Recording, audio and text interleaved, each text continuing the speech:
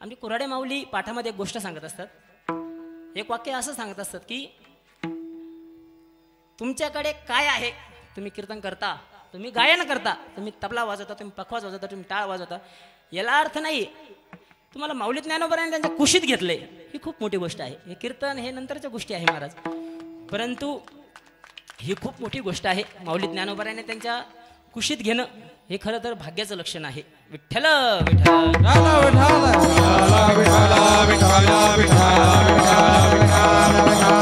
माऊली ज्ञानोबारांच्या कुशीमध्ये आम्हाला माऊली ज्ञानोबारांच्या छायेखाली आम्हाला ही साधना करायला मिळते. ज्ञानेश्वरी असेल, गाथा असेल, भागवत असेल, अनेक आमच्या गायनाची साधना असेल, वादनाची साधना असेल, ही खरं तर माऊली ज्ञानोबारांची कृपा आहे आणि बाबांचा आशीर्वाद. विठ्ठल विठ्ठल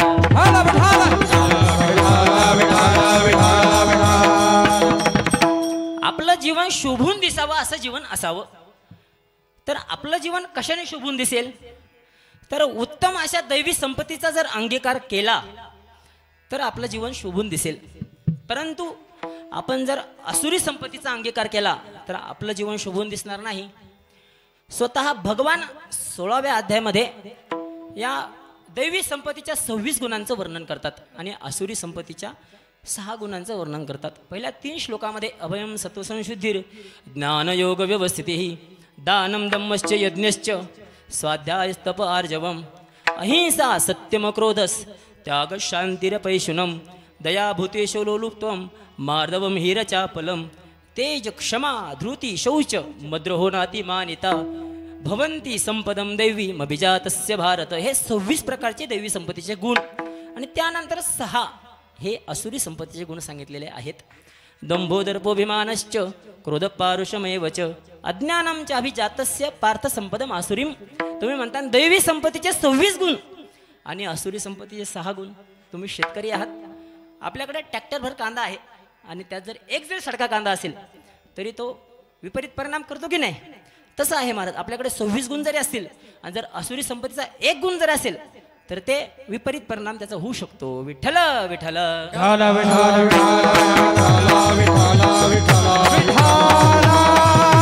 जर आपण या 2 महात्म्यांकडे जर बघितलं तर दैवी संपत्तीचं अधिकरण आपल्याला या महात्म्यांमध्ये दिसून येईल. एक एक दैवी संपत्तीचा गुण घ्या आणि बाबांना डोळ्यासमोर ठेवा किंवा बाबांना डोळ्यासमोर ठेवा आणि एक एक गुण घ्या महाराज. त्याच्यामध्ये अभय, सत्वसंशुद्धी, त्यामध्ये एक सर्वात महत्त्वाचा गुण तुम्हाला सांगतो, म्हणजे तो आपल्यासाठी पण आहे, आपण तो करतो. दान हा दैवी संपत्तीचा गुण आहे महाराज. खरं जर बघायला गेलं तर याच्यामध्ये अशी गंमत आहे की भगवद्गीता खरं तर अध्यात्म काय करावं, तर आपलं जीवन कसं जगावं, खरं तर ही श्रीमद भगवद्गीता शिकवते. खरं तर आपल्या मुलांना आपण अध्यात्म का पाहिजे, तर हे जीवन घडवण्यासाठीच पाहिजे. श्रीमद भगवद्गीतेमध्ये आपण फक्त 16वा अध्याय जरी ऐकला तरी आपलं जीवन इतकं बदलून जाईल. आणि खरं तर संपूर्ण 18 अध्याय आहेत. खरंच माऊलींनी खूप अलौकिक असा ग्रंथ आपल्याला दिला आहे आणि आपण खरं तर आपल्या मुलांना तरी हे अध्यात्माचे संस्कार लावायला पाहिजे. विठ्ठल विठ्ठल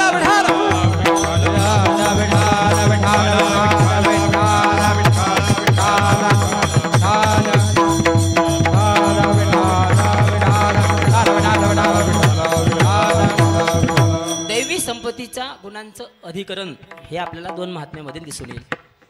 खरं जर एक महत्त्वाची गोष्ट सांगायची तर जेव्हा तात्या आणि बाबांनी हा निर्णय घेतला कृष्णा महाराजांनी मला आळंदीला शिकण्यासाठी टाकण्याचा, तर तेव्हा बाबांच्या दर्शनासाठी गेलो आम्ही. संतांचं हृदय बघा, आज असे संत भेटणं खूप कठीण आहे. खरं बघायला गेलं तर बाबा हे बाबाच होते, ह्याच्या पलीकडे आपण काहीच बोलू शकत नाही. कारण आपले गुरुवरी आहेत, भरपूर जणांनी त्यांच्याकडनं माळपण घातलेले आहे. आम्ही जेव्हा दर्शनासाठी गेलो तर तेव्हा बाबांनी स्वतः सांगितलं होतं की आपली गाडी घेऊन जा. तेव्हा सेवेकरी होते सोमनाथ महाराज बोरुडे, आम्ही दोघं होतो. खरं तर आमचं भाग्य किती मोठं असेल, बाबांसारखे गुरुवारी लाभले आणि फक्त लाभले नाही तर त्यांची गाडी आम्हाला आळंदी सारख्या ठिकाणी सोडायला दिली होती शिकण्यासाठी. आणि तुम्ही विचार करा, ज्या महात्म्यांच्या गाडीत आम्ही आळंदीला आम्हाला त्यांनी शिक्षणासाठी सोडलं, ती मुलं कधी वाया जाऊ शकतात? इतके ट्रॅक मिळाले महाराज जीवनामध्ये, आम्ही दोघं असेल, परंतु याचं प्रचिती आता येते की बाबांचा जो आशीर्वाद आहे तो नाही वाया जाऊ शकत महाराज. कारण ट्रॅक भरपूर मिळतात. कारण सर्व गुण संपन्न आपण जो म्हणतो ना, पक्वास शिकणे, गायन शिकणे, आणि यातूनच खरा माणूस घडत असतो. हे कीर्तन वगैरे या सर्व नंतरच्या गोष्टी आहे. खरं तर आपले संस्कार ही सर्वात महत्त्वाची गोष्ट आहे, आणि हे आम्हाला मिळाले हे तर खरं या दोघांची कृपा आणि बाबांचा आशीर्वाद आहे. विठ्ठल विठ्ठल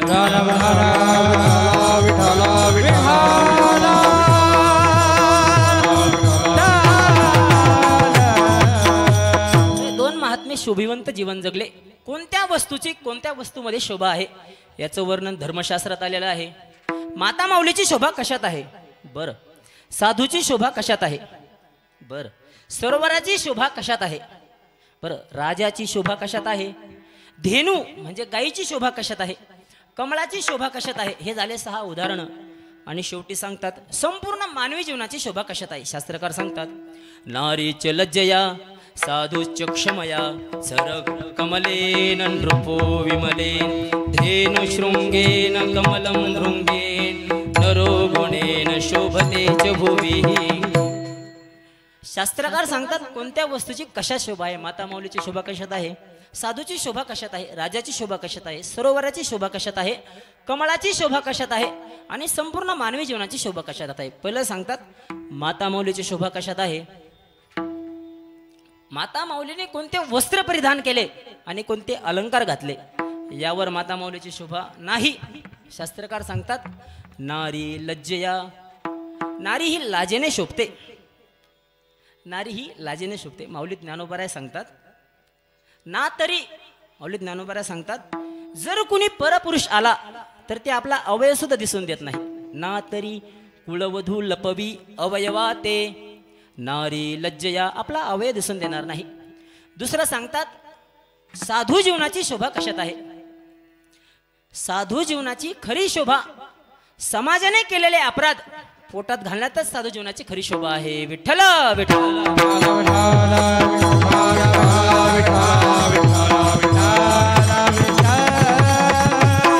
साधू जीवनाची खरी शोभा समाजाने केलेले अपराध पोटात घालण्यातच खरी साधू जीवनाची शोभा आहे. साधू क्षमया. तुकोबराय सांगतात अपराधाच्या कोटी तुका म्हणे घाला पोटी, तुका म्हणे तोची संत सोसी जगाचे आघात. विश्वरागे झाले वन्ही, विश्वरागे झाले वन्ही. ओ विश्वरागे झाले वन्ही,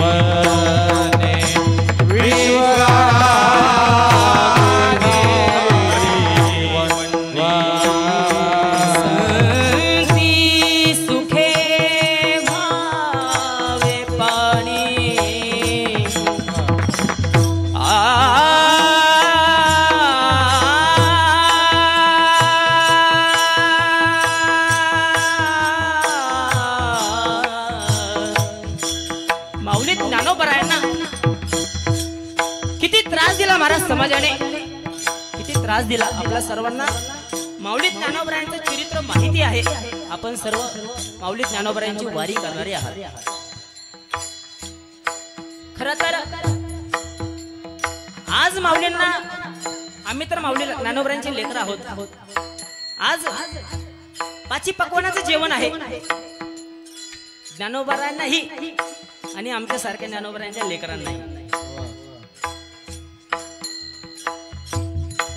खरं तर त्या काळाच्या समाजाने माऊली ज्ञानोबरायांना इतका त्रास दिला. सिद्धपेठामध्ये राहायला होते, परंतु ते जेव्हा आळंदीत यायचे तेव्हा ही लोक बोलायची की संन्यासाच्या कार्ट्या हो, तुम्ही आळंदी पाठवायला आलात, आळंदी पाठवायला आलात, इंद्रायणी पाठवायला आलात. किती त्रास झाला महाराज समाजाने किती त्रास दिला संत ज्ञानोबरायांनी.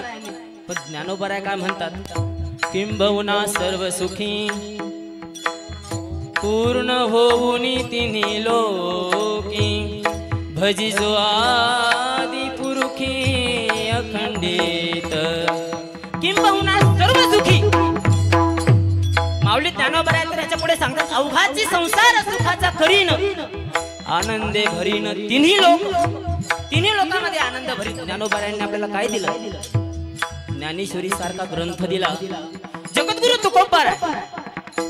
आपण जगद्गुरु तुकोबार यांचं जर उदाहरण घेतलं तर जगद्गुरु तुकोबार यांना किती त्रास दिला. मंबाजी बुवांनी काट्याच्या काठ्याने मारलं, परंतु जगद्गुरु तुकोबार यांनी आपल्याला पंचम वेद सारखा गाथा दिला. संत श्रेष्ठ एकनाथ महाराज आपल्या जवळच आहे, दक्षिण काशी म्हणतात पैठणला.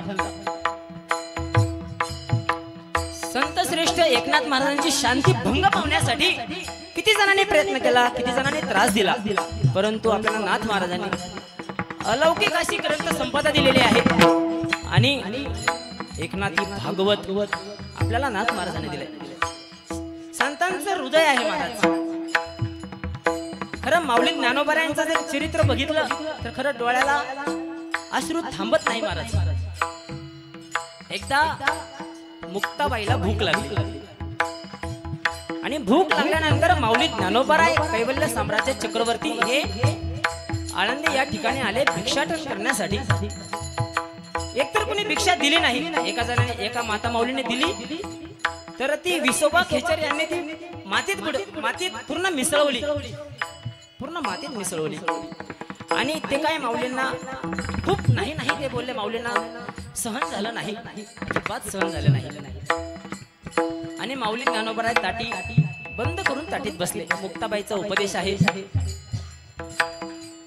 योगी पावन मनाचा, योगी पावन मनाचा, योगी पावन मनाचा, योगी पावन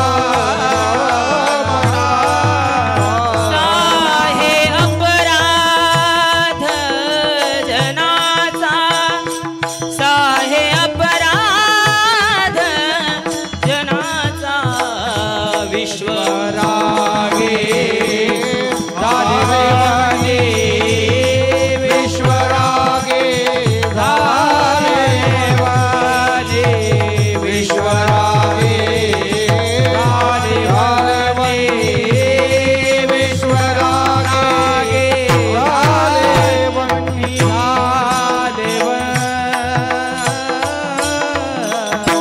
माऊली ज्ञानोबरायांना एवढा त्रास देऊन, जगद्गुरु तुकोबरायांना एवढा त्रास देऊन, संत श्रेष्ठ शांती ब्रह्म एकनाथ महाराजांना एवढा त्रास देऊन महाराज या संतांनी काय केलंय? समाजाचे अपराध पोटातच घातले ना. साधू जीवनाची खरी शोभा समाजाने केलेले अपराध पोटात घालण्यात आहे. पुढे शास्त्रकार सांगतात सरोवराची शोभा कशात आहे? सरोवर कोणत्या काठाने सुशोभित केलंय? सरोवराचं पाणी कसं आहे? सरोवराचं मालक कोण आहे? मालकी हक्क कोणाचा आहे? यात सरोवराची शोभा नाही. सुंदर असं सरोवर असावं, त्यात कमळ खेळावी, सरक कमलेन. पुढं सांगतात राजाची शोभा कशात आहे? राजाचं घोडदळ किती, राजाचं पायदळ किती, राजाचं हत्तीदळ किती, यावर राजाची शोभा नाही. तर नृपो विमलेन म्हणजे काय? विमल गुटखा खाणारा नाही, विमल गुटखा खाणारा नाही. नृपो विमलेन, विमलेन म्हणजे धुतल्या तांदळासारखं जीवन असणारा, निष्कलंक जीवन असणारा. काय राजे होऊन गेले महाराज. आपण जर इतिहास बघितला तर राजा पृथू, राजा दिलीप, राजा दशरथ, आपण जर बघितलं तर छत्रपती शिवाजी महाराज, धर्मवीर संभाजी महाराज, छत्रपती शिवाजी महाराजांनी हे स्वराज्य स्थापन केलं महाराज. आणि धर्मवीर संभाजी राजांनी खरं तर या धर्मासाठी, या स्वराज्यासाठी आपलं बलिदान दिलं. खरं तर हे खूप मोठं बलिदान आहे. संभाजी राजांना इतकं हाल हाल करून मारलं त्या बादशहाने. त्याचं नाव तरी कशाला घ्यायचं आपण? खरं बघायला गेलं तर आमचे बाबा तर नाव घेत नाही, पाठात ओपनली फक्त बादशाह असं नाव घेतात. बादशाह होता ना तो.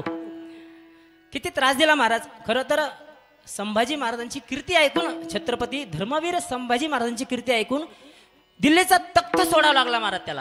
आणि तो एकदा आला तर तो परत गेला नाही महाराज, तो इथेच मेला. खरं बघायला गेलं तर एवढी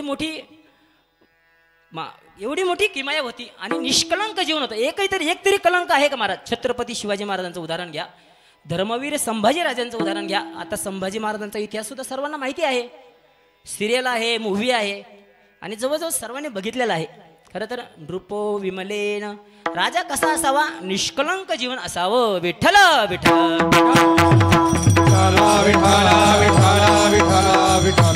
आता मौलीची शोभा लाजेत आहे. राजाची शोभा विमलात म्हणजे धुतल्या तांदळ सारखं जीवन जगण्यात आहे. त्यानंतर सांगतात सरोवराची शोभा कमळ खेळण्यात आहे. पुढे सांगतात धेनूची शोभा म्हणजे गायीची शोभा, गायीचा खूर कसा आहे वगैरे वगैरे. यात काही गायीची शोभा नाही, गायीचे शृंग कसे आहेत यात गायीची शोभा आहे. धेनू शृंगेन. पुढे सांगतात कमलम भृंगेन, सुंदर असं कमल असावं, पण त्यात जरा भुंग्याने गुंजाराव केला नाही तर ती कमलाची शोभा नाही. आणि पुढे सांगतात, शेवटी सांगतात संपूर्ण मानवी जीवनाची शोभा कशात आहे. नरो गुणेन शोभतेच भुवीही. मनुष्य हा गुणसंपन्नतेने शोभतो. तुकाराम महाराज तर म्हणतात, तुका म्हणे न करी हे का, गुण घेऊन या अवगुण टाका. गुण स्वीकारावे महाराज आणि अवगुण टाकून द्यावे. विठ्ठल विठ्ठल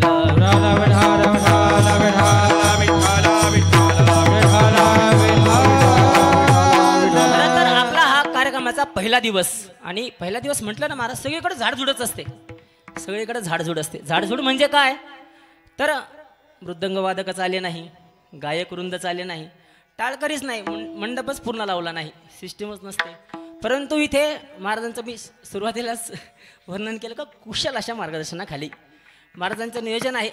आणि इथं मला माहीत होतं की महाराजांचं नियोजन आहे, खूप छान प्रकारे नियोजन आहे. पहिल्या दिवसाचा कार्यक्रम आहे, पहिल्या दिवसाचं आजचं कीर्तन आहे. पहिल्या दिवशी काय करावं, पहिल्या दिवशी काय करावं तर वारकरी संप्रदायामध्ये असा अलिखित दंड आहे की पहिल्या दिवशी मंगलाचरण करावे. विठ्ठल विठ्ठल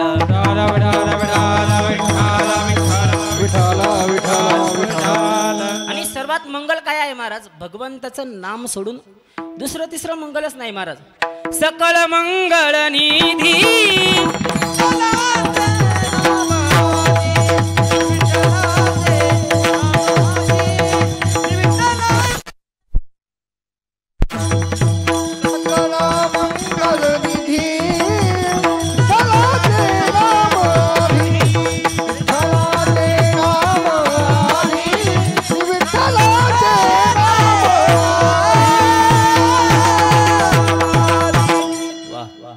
सकल मंगल निधी श्री विठ्ठलाचे नाम आधी. श्री विठ्ठलाचे नाम मंगल मंगल, सर्व मंगलात मंगल आहे, सर्व मंगल मांगल्ये.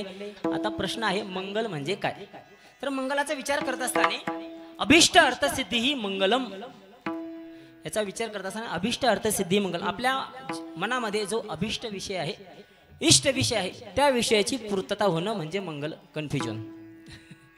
आपल्या मनामध्ये अभिष्ट विषय म्हणजे इष्ट विषयाची पूर्तता होणं म्हणजे मंगल. लक्ष द्या, लक्ष देऊ नाही का. सामान्य जीवापासून देवापर्यंत, मुंगीपासून हत्तीपर्यंत, पामरापासून मुक्तापर्यंत, जीवदशीपासून शिवदशीपर्यंत, अनाथापासून सनाथापर्यंत, मुमुक्षूपासून मुक्तापर्यंत, साधकापासून सिद्धापर्यंत, नवे नवे काश्मीरीच्या नंदनवनापासून मल्ल्यागिरीच्या चंदनवनापर्यंत एकूण एक जीव धडपतोय. कशासाठी? आपल्या दुःखाची निवृत्ती व्हावी, आपल्या दुःखाची आत्यंतिक निवृत्ती व्हावी आणि परमानंदाची प्राप्ती व्हावी. आणि यालाच अभिष्ट अर्थ सिद्धी असं म्हणतात. विठ्ठल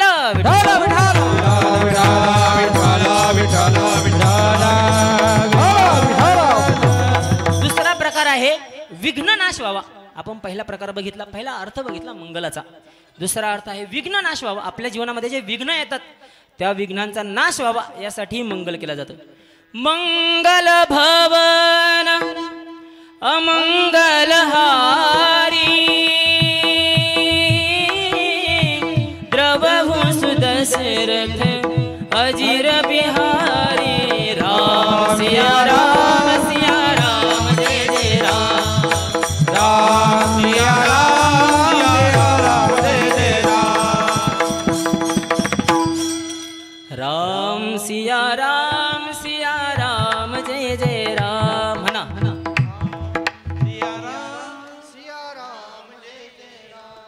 आतापर्यंत काय तुम्हाला मी काहीच म्हटलो नाही हा, परंतु आता आज पहिलाच दिवस आहे, आज पहिलाच दिवस आहे. समजावून घ्या. आपल्या जीवनामध्ये नामस्मरण जेवढं महत्वाचं आहे तेवढं महत्वाचं काहीच नाही हा. ही गोष्ट लक्ष कलियुगी उद्धार हरीच्या नामे सर्व प्रमाण आपल्याला पाठ आहेत, परंतु आपल्याला सांगावं लागतं. आमच्या बाबांचं एक उदाहरण आहे. आपल्या म्हणतो मी, कारण माझ्या सुद्धा कल्याणासाठी आहे म्हणून, कारण बाबाचे एक एक शब्द तुम्हाला सांगतो. बाबांचा एक शब्द जरी पडला आमच्या कानावर तरी आमचं जीवन बदलून जातं महाराज. ती साधना आहे डॉक्टर बाबांची. आणि खरं तर नामस्मरण हे खूप महत्वाचं आहे. बाबांचं एक कीर्तनामध्ये त्यांनी एक वाक्य सांगितलेलं आहे. खरं तर हे आमच्यासाठी सांगितलं होतं, पण हे आता मी तुमच्यासाठी थोडंसं चेंज करून सांगतो. आणि खरंच चेंज करतो. मी काय कोणाचं ऐकलं वगैरे नाही, चेंज करतोय मी. बाबा सांगत असतात की पाठ, आमचा ज्ञानेश्वरीचा पाठ असतो ना, सकाळी 1 तास 8:15 ते 8:15 ते 9:15 ज्ञानेश्वरी पारायण असतं नित्य, आणि 9:15 ते 10:15 ज्ञानेश्वरी पाठ असतो. परंतु विद्यार्थी म्हणा, सगळेच त्यामध्ये आले विद्यार्थ्यामध्ये. ते काय करतात, चला पाठ ऐकायला जो बाबांचा, पारायणाला कोणी जात नाही. बाबांनी एकदा वाक्य असं सांगितलं होतं, तेवढं मनामध्ये बसलं. बाबा म्हणे एक वेळेस तुम्ही पाठ ऐकू नका. बाबा काय म्हणले होते, पाठ ऐकू नका पण ज्ञानेश्वरी पारायण चुकू नका. ज्ञानेश्वरी पारायण चुकू नका. पाठामध्ये आमचे काही दोष असू शकतात. बाबांचं वाक्य बरं का, साक्षात माऊली, याच्या पुढे आम्ही काय बोलू शकत नाही बाबांना. साक्षात माऊली. आपण कोरेकर बाबांचं नाव ऐकलेलं आहे, डॉक्टर बाबांचं नाव ऐकलेलं आहे. साक्षात माऊली आहे महाराज. माऊलींचं रूप आहे आळंदीमध्ये. आणि खरं तर बाबांचं वाक्य आहे की आपण एक वेळ पाठ ऐकू नका, त्यामध्ये आमचे असे काहीतरी दोष असू शकतात. तसंच कीर्तनामध्ये आमचे काही दोष असू शकतात, काही चुकीचे शब्द जाऊ शकतात, परंतु नामस्मरणामध्ये चूक नसते. जसं आम्हाला सांगितलं होतं त्यांनी पारायणासाठी येत जा, तसंच मी तुम्हाला सांगतो एक वेळ कीर्तन ऐकू नका. ऐकू नका असं नाही बरं का, माझं वाक्याचा विपर्यास करू नका. कीर्तन ऐकू नका असं नाही, कीर्तन ऐकाच, परंतु नामस्मरणाला चुकू नका. विठ्ठल विठ्ठल विठ्ठल